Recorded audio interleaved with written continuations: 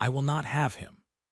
Lady Sabina Croft said it from the chancel step, clear as a dropped coin in a stone bowl, and 400 faces turned at once to watch the Duke of Quarrington receive it. Rafe did not move.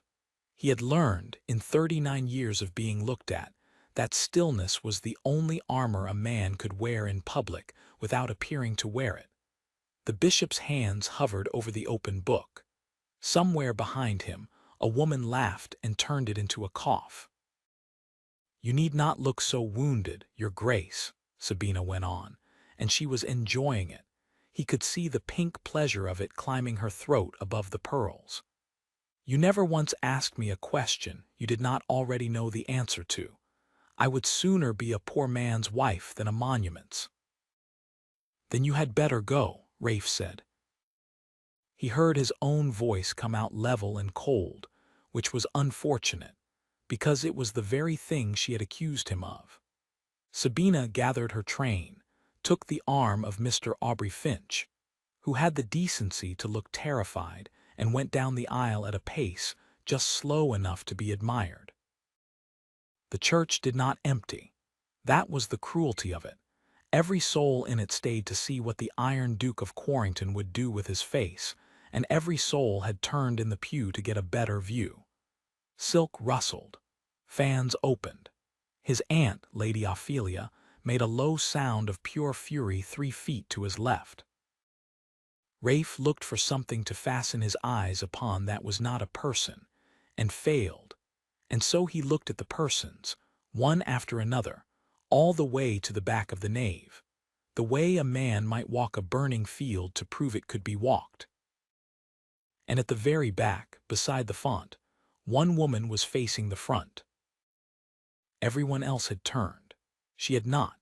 She stood in a plain gray gown with a workbox held against her hip, her chin level, her eyes on him, not appalled, not delighted, not brimming with the awful sweetness of pity. Simply present, the way a lamp left burning in a window is present.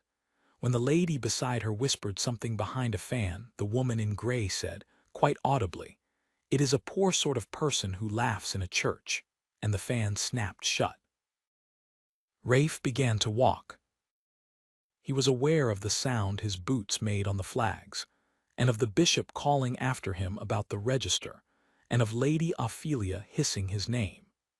He walked the length of the aisle past every family in the county, and stopped at the last pew. "Your name," he said. "Verity Marlowe, Your Grace."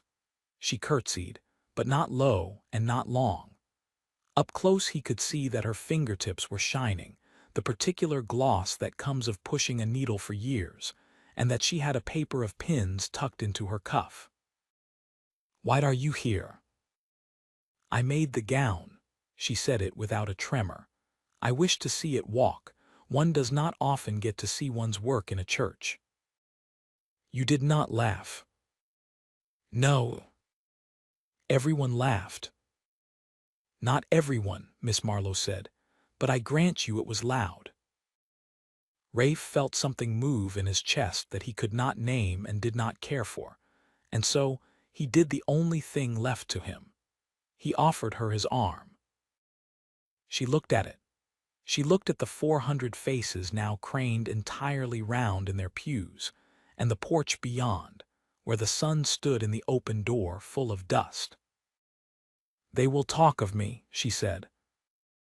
"They will talk of me," Rafe said. "You will simply be in the sentence." Miss Marlowe considered that with a seriousness that struck him as almost comic, and then she set her workbox on the pew, took his arm with 2 light fingers, and walked out of the church beside him. The steps were crowded. He heard his own name in a dozen mouths and did not slow. At the bottom, where the carriages stood and the Croft servants were already stripping the white ribbons from the horses, he stopped, turned, and said loudly, evenly, so that every last one of them should carry it home to dinner, "Miss Marlowe, I am obliged to you." Then he put her hand from his arm as courteously as he knew how, because he had understood, 1 heartbeat too late, that keeping it there any longer would cost her more than it cost him. His carriage was brought up. He opened the door and gestured. "No, thank you," she said. "It is 3 miles." "It is 2, and I know the lane, and I shall be no better thought of for stepping out of a duke's carriage on Cobbler's Row." She retrieved her workbox from a verger who had followed her out with it like a man returning a dropped crown. "Good day, your grace. I am sorry for your mourning." Rafe watched her go down the church path in her gray gown, with her pins in her cuff. Then he told his coachman to follow at a walk, and he walked too. She did not remark upon it for a quarter of a mile. When she did, she said, "You are being conspicuous." "I am always conspicuous. I find it goes better if I choose the occasion." He shortened his stride to hers. "Tell me about the gown." So she did. She told him about the 17 yards of Lycan silk, and the flaw in the 11th yard that had to be cut round, about the lace her aunt had washed twice in milk to bring the color up, about the 4 nights she had sat with 2 candles because the beating could not be hurried. She spoke of it the way his steward spoke of a drainage scheme, with total, unembarrassed attention. "You are proud of it," he said. "I am proud of the sleeves," Miss Marlowe said. "The rest was money." "And Lady Sabina paid you?" "Lady Sabina's father's man of business has promised to pay me in the autumn." A small pause. "He promised me the same last autumn." Rafe filed that away in the cold, orderly part of himself where he kept things he intended to attend to. They came to the top of the town. Below them, the roofs went down in gray steps to the river, and the smoke stood up straight in the morning, and church bells that had been meant for him rang somewhere behind them for no reason at all, because nobody had thought to stop the ringers. "May I ask you something, Miss Marlowe?" "You may ask." When she said what she said about a monument, he kept his eyes on the roofs. Was she wrong? He had never in his life asked such a question of anybody. He had certainly never asked it of a seamstress on a public road. He heard how it sounded and could not take it back. Miss Marlowe was quiet for a moment. "I have dressed a great many brides," she said at last. "The frightened ones stand very straight, so do the cold ones. From the back of a church you cannot tell them apart." She shifted the workbox to her other hip. "You stood very straight." "That is not an answer." "It is the only one I have that is honest," she said, "and you would know at once if I gave you a prettier one." Rafe stopped walking. She went on 3 paces before she noticed, and turned, and the wind pulled a strand of hair loose across her cheek, and he thought, with the clarity of a man reading a bill of sale, that he had been in that church for an hour, and this was the first sentence anybody had said to him all morning that was true. "Good day, Miss Marlowe," he said. "Good day, your grace." He watched her go down into the town. Then he got into the carriage that had been meant to carry his wife, and rode home to Quarrington alone, and did not eat the wedding dinner, and sat up until 2 in the morning going through the Croft accounts with a candle, which was, he told himself, entirely a matter of business. 3 days later his aunt came in without knocking, and put a folded newspaper on his desk, as though laying down a card that won the trick. "They are saying you were thrown over for a shop girl," Lady Ophelia said. "That you had an attachment on Cobbler's Row and Sabina discovered it. That is the story now. It is a better story than the true one, so it is the one they have chosen." Rafe read the paragraph twice. It named no names. It did not need to. The county had 400 witnesses to a duke walking a woman in gray out of a church. "Where does that leave Miss Marlowe?" "Where do you suppose?" His aunt's mouth was a hard line, and to her credit the hardness was not aimed at the seamstress. "A woman in trade lives on her custom. Her custom is respectable ladies. Respectable ladies have just been told she is a duke's kept secret. She smoothed her gloves. I am told she has already lost the Pemberton order and the Lady Day mourning for the Vances. Rafe was on his horse within the hour. The shop on Cobbler's Row had a green door and a bow window with 3 bonnets in it, and a card in the corner of the glass, freshly written. No work taken, at present. The bell over the door was too cheerful for the room behind it. Miss Marlowe looked up from a table of cut cloth. She did not seem surprised. That, he thought, was somehow worse. Your Grace, they have taken your custom. 3 of them have. The rest are waiting to see which way the wind sets. She set down her shears. You need not have come. Standing in my doorway is not the cure for it. Then let me buy the shop, Rafe said. The freehold, the stock, the lease of the rooms above. Name a figure and double it. You will keep the running of it and answer to no one. There was a silence, in which he heard a cart go by outside. No, said Miss Marlowe. You have not heard the figure. I do not need to. Your Grace, if I take your money I am precisely what they have said I am, and I shall know it, and every stitch I set for the rest of my life will have your name in it. She said it gently, which made it unanswerable.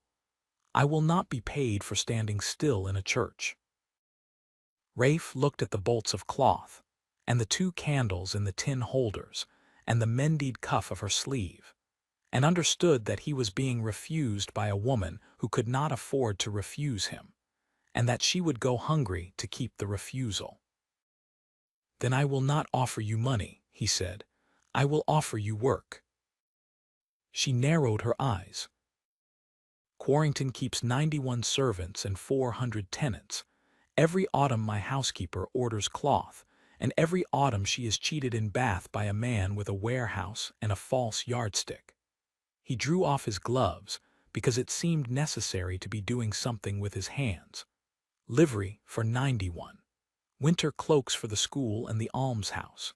Linen for the whole estate.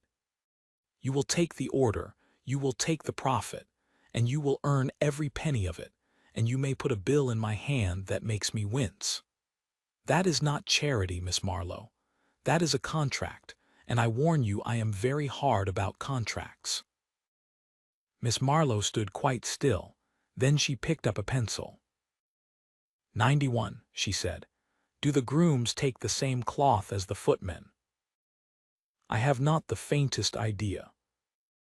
Then you have been cheated in Bath twice over, she said, and began to write. He came back on the Thursday with the housekeeper's list, and on the Monday after with the measurements of the almshouse women, and after that he stopped inventing reasons, which took him rather longer than he liked to admit. He sat on a stool by the bow window that was too small for him, and held one end of a tape measure, and was told not to fidget. He learned that she hummed when she was cutting, and went silent when she was thinking. He learned that her father had been an engraver, who died owing money to men who had been very patient about collecting it from his daughter. He learned that she had a laugh she kept in reserve, low and startled, and that he could get it out of her about once a visit if he was truthful rather than clever. You are not what they say you are, she told him one evening in October, snipping a thread with her teeth. They say you are cold. I am cold. You are quiet, Miss Marlowe said. It is not the same article. Cold men do not sit in a draught for an hour holding a tape measure for an almshouse.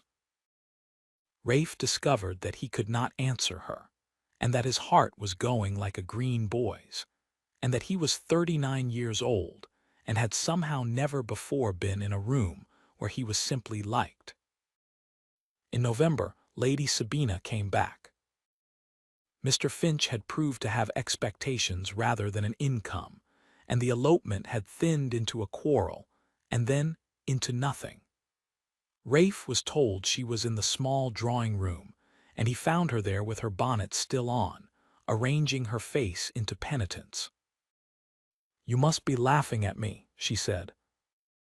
"No. I was foolish. I was very young." "You are 26, Rafe said, "and you were not foolish. You were honest at the top of your voice in front of the county.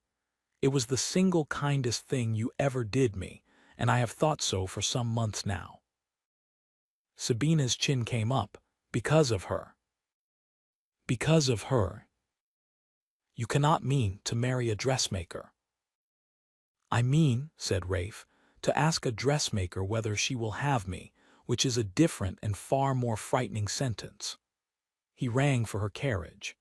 "You told a church full of people that I never asked a question I did not know the answer to. I have been practicing."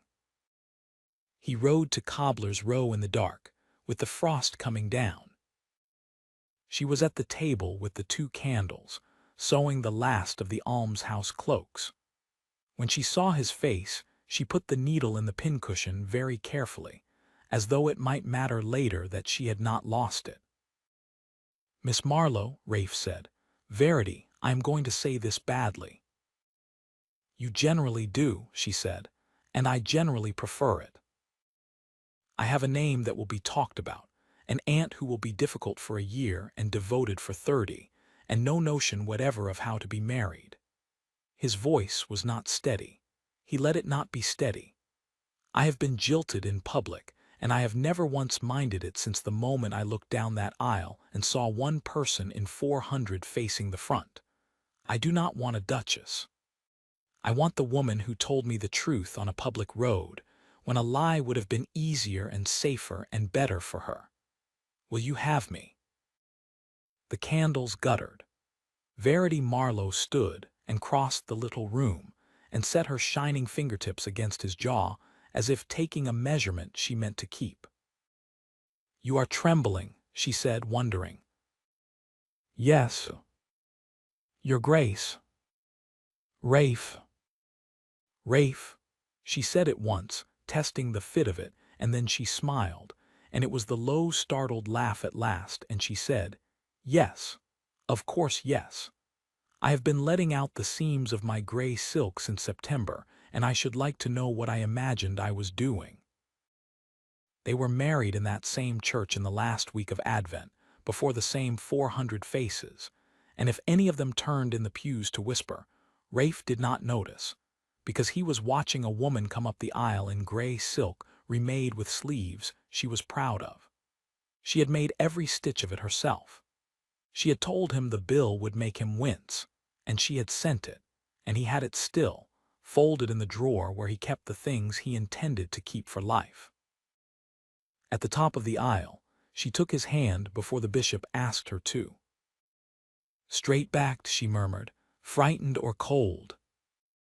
"Frightened," said the Duke of Quarrington, and found he could smile in a church after all.